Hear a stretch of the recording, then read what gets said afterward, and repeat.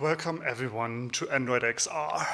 I'm so happy to be here. I'm so happy that I got voted in with this talk. So if anybody in this room voted for me, thank you. If you haven't voted for me, thank you for being here and listen to my talk about Android XR. My name is Mario Bodemann and I work for a company called Yubico. We are doing YubiKeys, and we are always curious to see what the newest technology in Android is and how they incorporate, or how we can incorporate our technologies with Android. With this segue I'm going to talk about Android XR, the rest of the talk. So XR, the X stands for extended, the R stands for reality. It's the mixed term of virtual reality and augmented reality that sometimes gets called mixed reality. I have probably forgotten one of the two realities that we also have in our life. But for Android XR, we had a beautiful blog post in December last year where we got introduced to floating images in space. I was impressed by this announcement and I was very excited to see like, hey, okay, we are going into the direction we had with Google Cardboard before, or if you remember Daydream, we are going there again, this time for real, better, stronger, and let's see where we go. Also, there was a quick announcement on the Samsung Galaxy Unpacked. I think it was full 2, maybe 10 seconds they were talking about it. So like Samsung will be the provider for the glasses that are actually goggles. Goggles is the thing you put on your head and you can't see through. Glasses are the ones I'm wearing currently. And the goggles are from Samsung or might be coming from Samsung, and they are called Mohang. And again, they were announced in the Unpacked, but we didn't see this on stage. But if you happen to be there in person, you were actually able to look at the goggles behind glasses. Then we had this person who actually got them. Like he was able to take a look at them, play around with them, and he created a beautiful video about it. Obviously, it's like the one prototype we are seeing currently. We are hoping for more soon. Because also, like just yesterday, right, there was a TEDx where the people were talking about the Android XR glasses. That should be probably incorporating the same technology, but we know even less about the glasses than I know about the goggles right now. But okay, so this is fine. We are developers, we want to dive into this one, right? So how do we get to know more about the technology? Luckily, there is a developer preview. On the URL up there, you will find everything that is currently known about Android XR and how to run it on your own machine in the end. And how you run it on your own machine obviously is going through emulation. There is no device, so we have to find a way to like make it run on something that we are having next to us. And in this case, you obviously are required to use the newest Canary, and in the Canary you can install the emulator. The emulator looks a bit like this one, but because my slides are also dictating me to do a demo, I have to follow my slides, and I'm gonna just show the emulator live. Please do not be alarmed, that's a Mac OS running right now. That's a terminal where we type words and the words then magically execute things. One of those words is a PWD, which shows me where my emulator is installed.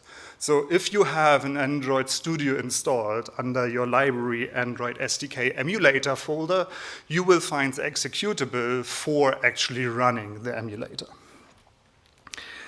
I am just gonna list the emulators I have installed, right? So the emulator executable is able to emulate images. I have two AVD images installed in this emulator. That's a medium phone. We can guess what it is a phone, right? And then we have the XR device that uses the official Android XR image to actually like be emulated. So let us do this. I'm again just looking through my histories because magic words, incantations are hard, especially if you're standing on stage. So apologize for like you not being able to like just type along with me. So if I now just type XR, you see like I have typed this before. I'm now starting the emulator with the option to not save the things I did on it in a snapshot, because otherwise I can't really start it right now.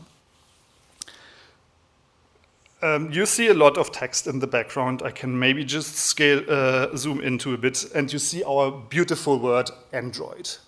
That is Android XR. Thank you, that's my talk. No, sorry, let's go a bit more for what else we see. Thank you.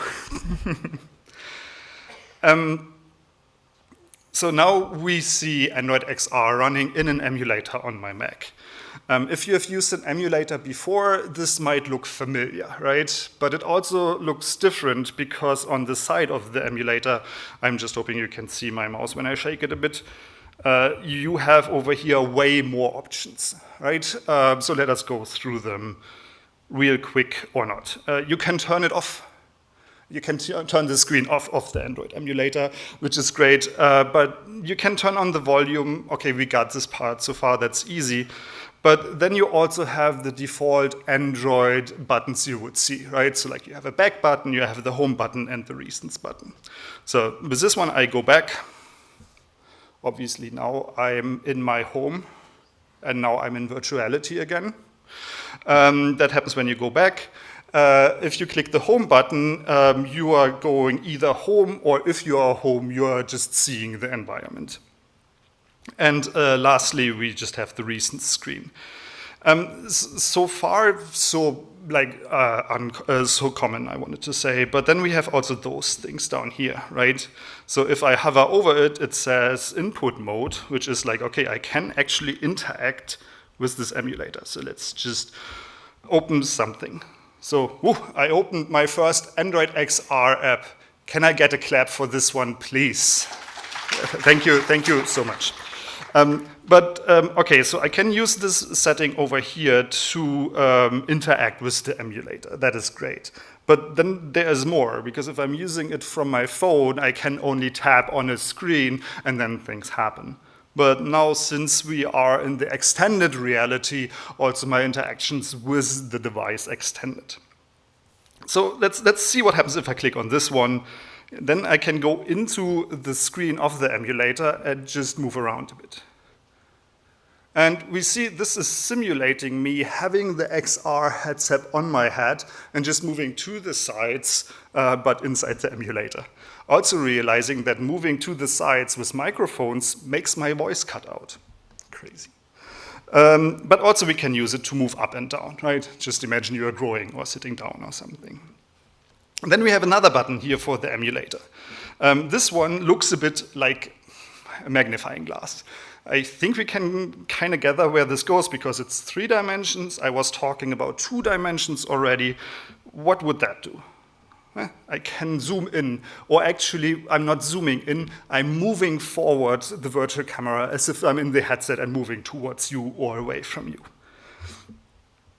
And the last but 2 button we have here is a circular button. Well, if we know 3D space, we can't only move, but we can also rotate. So again, I'm in the screen, moving my cursor to the left, to the right, up and down. It's similar to me moving my head like this in reality, but now through the emulator in Android XR. There's one more button down below, which is the just recentering. I want to go back home, but I want to have just the default setting where my face is supposed to be. I press it, I'm going back to where I was before. And we've seen it before a bit with the home button. If I press this one, I'm actually seeing a simulated space that simulates the reality in XR. So this is thought for, since this is an emulator, right? How would it look if I'm sitting on my desk at home and just trying to look around? That's why they have this other environment that looks completely different than the first one I was showing. So if I'm now just moving around a bit, you see okay, the icons are actually floating in mid-space, And if I'm using another shortcut, which is like holding down the Option key, and then I don't know if somebody here plays games with WASD, you can do the same head movements I did before with the mouse, but just with using the keys I'm pressing right now, WASD, to move in the directions I'm pointing. If I'm also hitting down the Option button, I can move the camera. Again, if you have played ego shooters before, this is the second nature to you. You can like do movements and rotations at the same time, but I don't want to make you too nauseous right now, so I'll just stop this interaction right now here. So I also don't want you to see my home office too much anymore, so I'm just going to go back to, I want to say Seattle. I don't know, it looks like a countryside somewhere, right? And this simulates for me how the virtuality I am in is actually like simulated. So like I would see none of you right now if I would have this headset on. Okay, so this is how you use the emulator. So far, so good. But we can also do other things like you've seen before, right? I can, like, let's just start my favorite terminal emulator, because everybody should have a terminal emulator. How I'm starting my favorite terminal emulator is going back to the select mode. Because now, if I'm clicking, I'm actually like simulating a click in space. And you see the first three-dimensional terminal in like 8 years, I think. Hooray, thank you for your enthusiasm.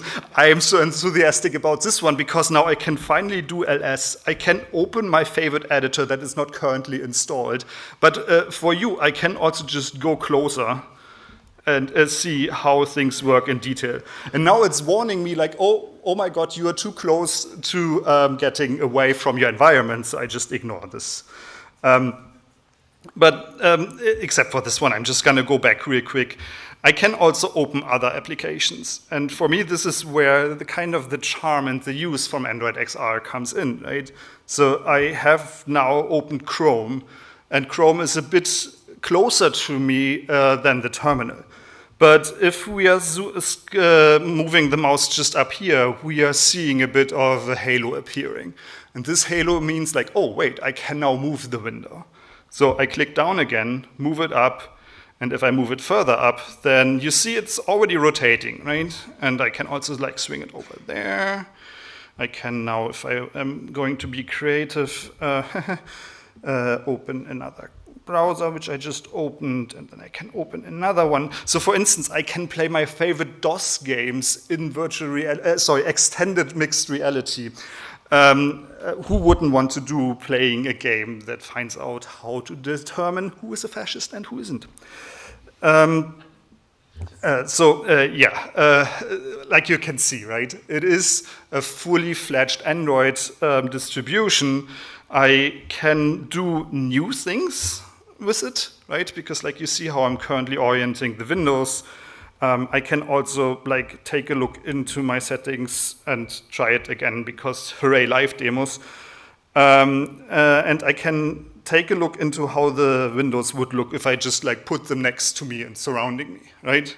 So I can, for instance, start playing my game over here, but in this window have the walkthrough open, and I don't have to like look around or like open another window or something. It's like just permanently there. And now let's think a bit further. Android apps come with VNCs, right? So like I can have a window mirrored from my machine into Android by just installing an app in here. So I could, in virtual reality, mirror screens from my laptop in there and surround it with the things I need. I don't need screens anymore because everything is virtualized and I have infinite space available. So this is kind of the nice thing from a user perspective that Android XR offers for us right now. And with this one, I'm just gonna go back to my slides. Because I hope this was a bit of an insight into like how you would use the emulator, but let us like also play around with it, not only in like the Android apps just work. There are some that don't, and I tell you in the afterwards what happens with Android apps that don't work. But we are, or at least I am definitely interested in code.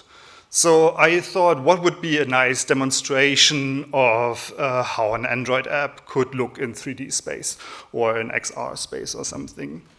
It must be something that, again, benefits from the dimensionality we are now gaining, right? It needs to be big, it needs to be used somehow nice and neat.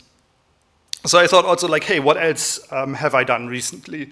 Like, I started using Blue Sky way more than before, and I thought, like, hey, maybe there is an option to use Blue Sky APIs to put it into XR. Right? Because why not combine two unknowns together and hope that something great will happen? So I thought, like, let's build an app. Let's build an app that goes through the Blue Sky API, and the way they are called at Proto. And we want to just search Blue Sky for now to have an easier use case. On the side, you see the search term cats with a hat inside an Android app that I built for this use case. And like, if you've done Android development before, it is how you would expect it. You call an API and you put it in a list view, or a recycler view, or lazy column, or whatever you want to use in order to display it. And that's actually what this one does. It downloads the posts, it renders them in a card view, it has a big picture. If there is our cat in there, it has an author flag, it has a view for the text. It uses view models, it uses flows, it uses Android. So like this way, for the 2D part, there is no differences, right? That's Jetpack, that is JSON serializables. That is just, I want to say how we are building software right now, right? Like the annotations might be different or anything, but this is just like, you have a data class that respects what the backend will provide you. Same goes for the service. The service is just an API endpoint that I'm creating a GET request here with a specific URL and a specific format how this goes. I don't want to go too deep into those details because I think there are other talks over this conference who are explaining those things way more. What I want to do is obviously going back into XR, right? So I'm just now scrolling back into the emulator and want to see what happens if the app we just built, because we just built an app, how would this look untouched in Android XR? So I'm going to go into the recents menu again, and this one is just the launcher for the app, right? It looks boring. As you can see, I'm an engineer by trade. I have no idea about design, but I can put a text view somewhere. And that's what I did here. I'm also just gonna go and zoom in a bit more. So again. And it is a text view that has a search button on it. Currently, the text view reads cats with hats, and I click it. It has a beautiful loading animation because I'm an engineer, not a designer. And then at some point, you will see that my latest changes breaks a bit, but it's fine because only I know that it's broken now, so why am I talking about? What you're importantly seeing is that this one is currently fetching cats with hats from Blue Sky and rendering them in a somewhat interesting view. What I can also do is like just scale this window down and have something that looks a bit more like an Android view. Hooray, we built an app. Thank you. I love that this works with you. Thank you so much. But my talk is about Android XR, right? So I'm just gonna make some space, go back into the virtual environment and realize there's a weird button up here.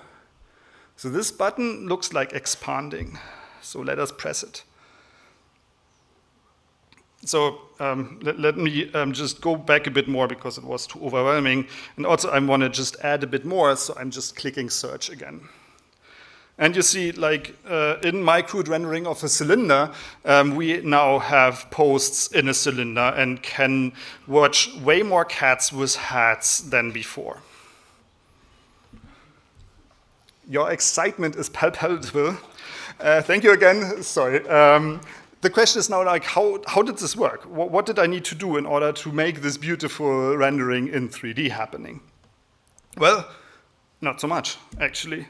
Because, yeah, it's the same code base, just with a different path as soon as I press on the button I was just showing you. So what does this mean? How does the code look like right now after we have the XR view and after we have the so-called classic view? You see over there, hopefully also in the back, I'm sorry, the layout of the code base of the app we've wrote. It will also be on GitHub later on. So if you want to follow, there's the link down there, bit.ly AM 2025 XR. All of the links shown there will be also on this bit.ly link.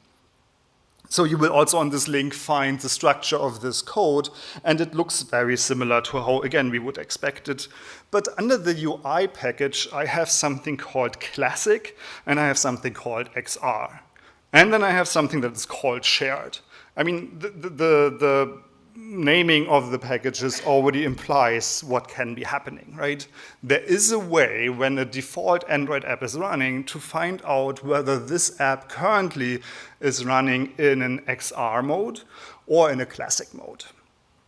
If it's in a classic mode, I do the classic content. Like we have seen it before, card views, things in there. But if it's running in an XR virtual three-dimensional environment, we have something like the local space capabilities current that gives us information like I have currently the spatial UI enabled. If the spatial UI is enabled, I can now do specific things. I can create it inside a subspace. So subspace is an area inside the virtual reality where my app will live from now on. And then let's go further. So like we have now our area defined in the subspace without really putting in dimensions, but we are saying like there will be a subspace that is the area where our app will be living. Luckily, there is something called Jetpack XR, which makes my life so much easier and hopefully yours too, because it just gives me like spatial things I already know from 2D content. Right? So I have for the XR package something like a spatial column.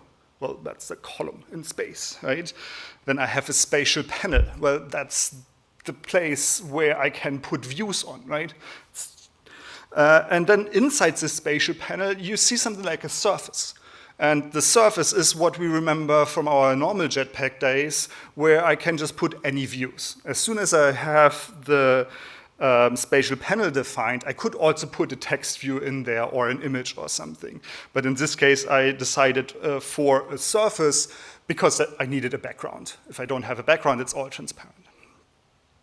But then the nice thing is also this part.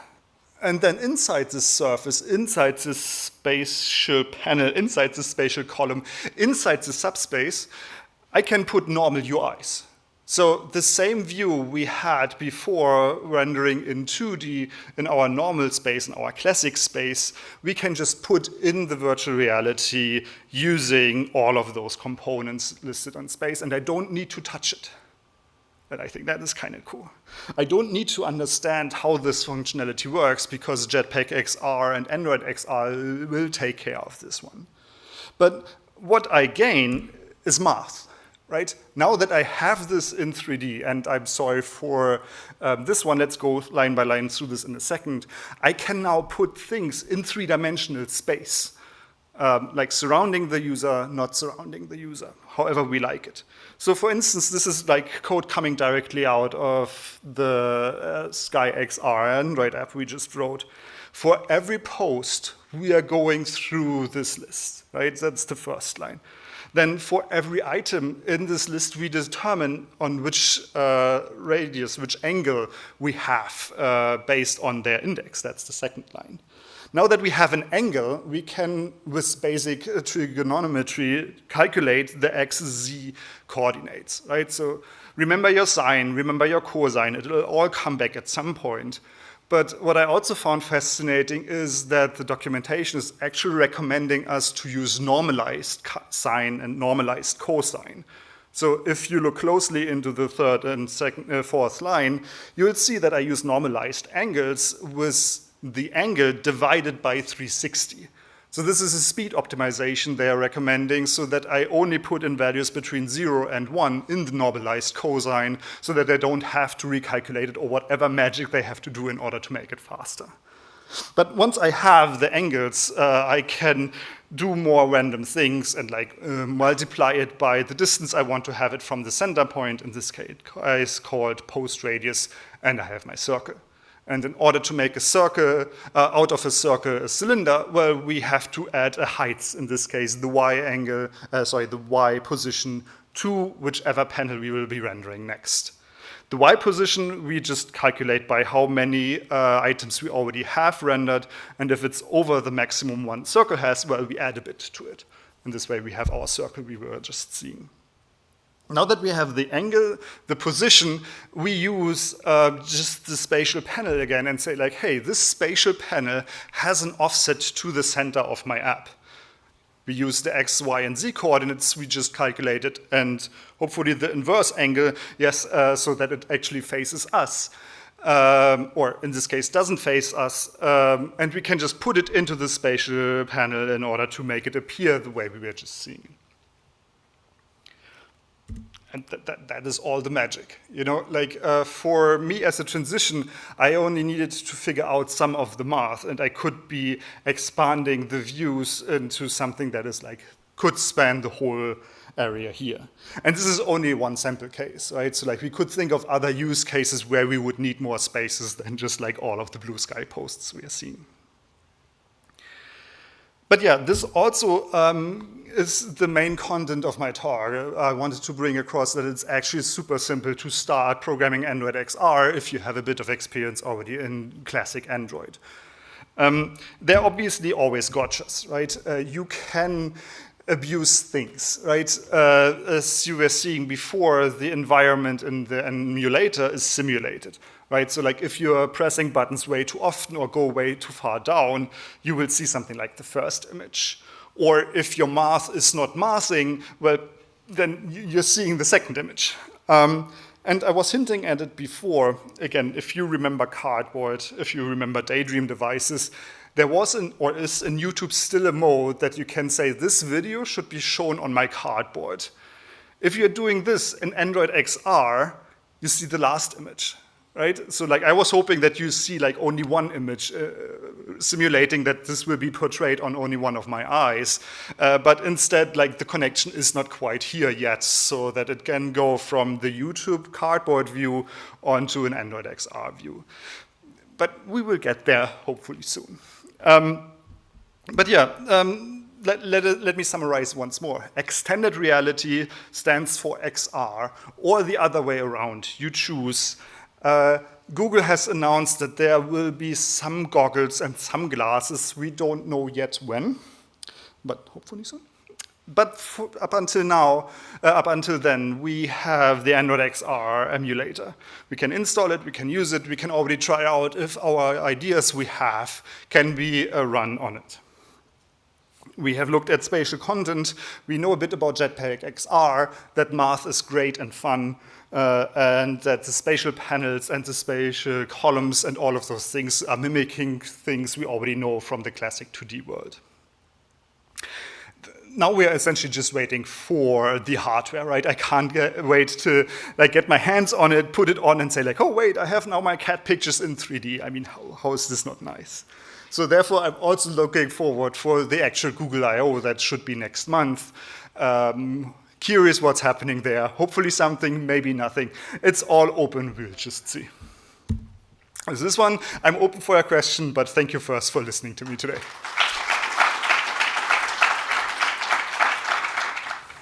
While you were exploring the APIs, did you notice if there's any way to anchor your Android views in real space?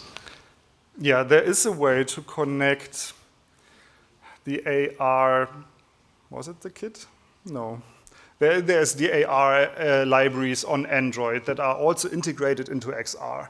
I haven't looked at it yet, but the same thing we know from back in the days also works in here, that you can find planes or find anchors, and then you can share this anchor with other apps. Hello, thank you so much for the talk. I had a question. I saw that the Android team decided to adapt Android XR with the adaptive Jetpack Compose library for the navigation. Did you try it? I just saw some snippets like the icons go outside of the application, they are beside the thing. So it was to know. Yeah, like, so some of the things are like this, right? So what you're seeing here in this is just an Android view, and you could have a navigation to the side and high content, three-dimensional content next to it. So you can also not only render UIs, I don't know why it's flickering, but it's flickering, sorry for that. I'm in the boundaries, thank you. Almost paying attention again. But there's another way that you can have also like three-dimensional models or something next to the classic 2D content. Thank you. There is a limitation of the number of applications you can see behind the main one. If you set the transparency to very transparency application, if you can see the other just behind and over. I have not found a way to find the transparency. Okay, thank you. As a user perspective and not developer, do you know in the final product how we will click on items and stuff like this?